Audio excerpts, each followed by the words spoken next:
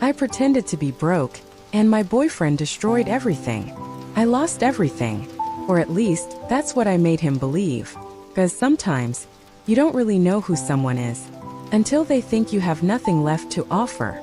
I used to believe that love was enough, that if you cared deeply, if you showed up, if you stayed loyal, then somehow, everything would work out. That belief is what made me trust Daniel. Daniel wasn't perfect, but he was convincing. He knew how to look at you like you were the only person in the world. He knew how to say things like, "I'm not like other guys." And somehow, you believed him. I believed him. But what Daniel didn't know was that my life wasn't what it seemed. I wasn't struggling. I wasn't barely getting by. I wasn't the girl counting coins to survive. I owned a company, a fast-growing one that I built from nothing, through sleepless nights, through failures, through pain no one ever saw. And I hid it, not because I was ashamed, but because I was tired. Tired of being loved differently the moment people found out. Tired of watching intentions change. Tired of wondering, do they love me? Or what I have? So this time, I decided to do something different. I created a test. First, everything felt real. Daniel showed up for me. He called every night. He made plans for the future. Even if things get hard, he once said, "I'll never leave you." That sentence stayed with me. Not because it was beautiful, but because I needed to know if it was true. So one evening, I sat across from him, took a deep breath, and said the words that would quietly change everything. I lost my job. He froze for a second, just a second. Then he smiled, reached for my hand, and said, "It's okay, we'll figure it out." And for a moment, I felt guilty, as maybe, just maybe, he was different. But the truth doesn't rush. It reveals itself slowly.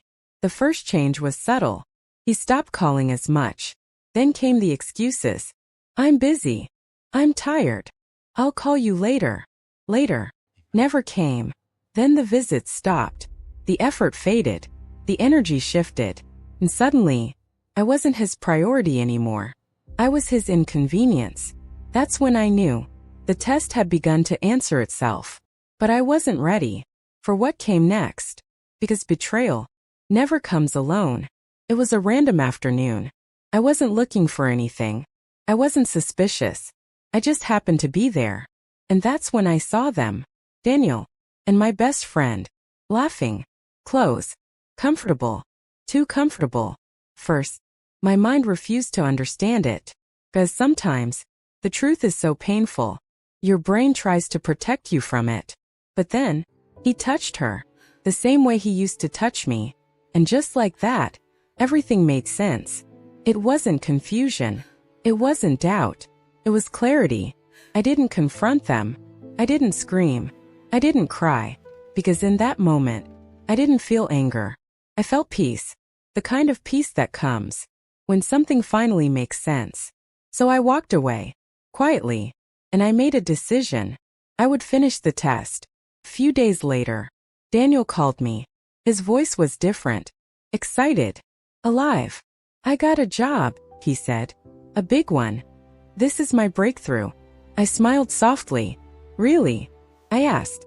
"What company?" And then, he said the name. My company. I closed my eyes for a second, not out of pain, but because life has a strange way of completing its own stories. "Wow," I said calmly. "That's amazing." He had no idea. And that was the final piece. His first day came quickly. He walked into the building, confident, proud, hopeful, completely unaware of what was waiting for him. The staff greeted him. Everything felt normal, until the meeting. The one where all new employees meet the CEO. He walked into the room, talking, smiling, until his eyes landed on me, and everything stopped. The color drained from his face. His confidence disappeared, because standing in front of him wasn't the struggling girlfriend he left behind. It was me, the woman who owned everything. He was now standing inside of. Silence filled the room. "You?" he whispered. I held his gaze. "Calm. Unshaken. Yes, I said. Me. You could see it happening in real time. The regret. The panic. The realization. He tried to speak. Tried to explain. It's not what you think. But I raised my hand gently. No, I said softly. It's exactly what I think. The room was quiet. Watching. Love doesn't disappear when things get hard, I continued. It reveals itself. He had no response.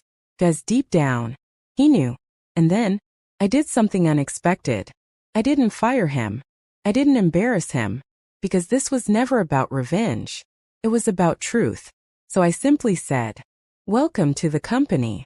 And I walked away, not as someone who lost something, but as someone who finally saw clearly. Sometimes, people don't betray you because they